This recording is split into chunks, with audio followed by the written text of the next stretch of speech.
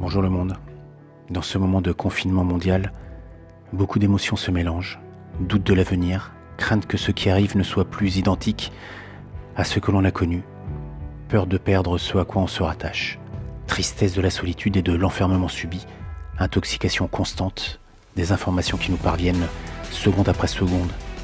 Nous sommes bousculés, malmenés, chahutés, noyés, étouffés, apeurés. Et on se retient de pleurer de peur que notre passion et notre volonté ne se noient dedans. Ne soyez plus soumis à la peur et à la contrainte, et dites-vous que tout cela est faux. Ce qui arrive aujourd'hui n'a d'autre but que de nous éveiller, comme si on voulait nous faire prendre conscience que nous sommes bien plus que ce que nous croyons être, comme si le carcan dans lequel nous sommes pouvait être repoussé,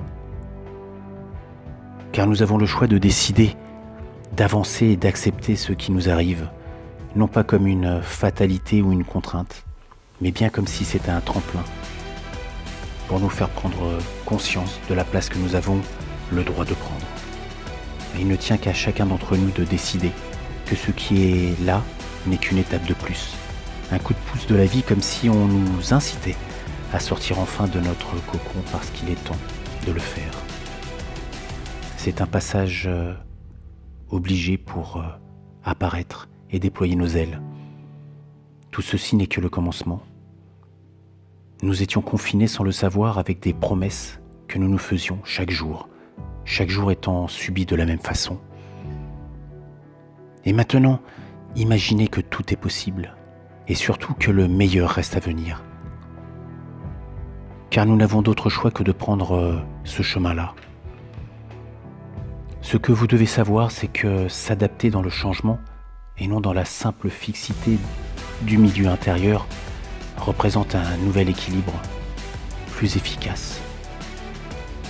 Pensez à tous ceux qui se battent aujourd'hui, dans un seul but et dans une seule direction.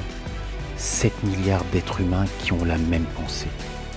La pensée de vivre et de faire vivre, d'à nouveau aimer, d'à nouveau pouvoir serrer dans leurs bras leurs amis, leurs parents, leurs enfants.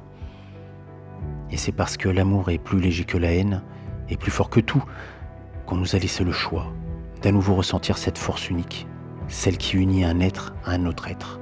Ce qui signifie que, tant que cette force lumineuse est là, tout peut être combattu et gagné.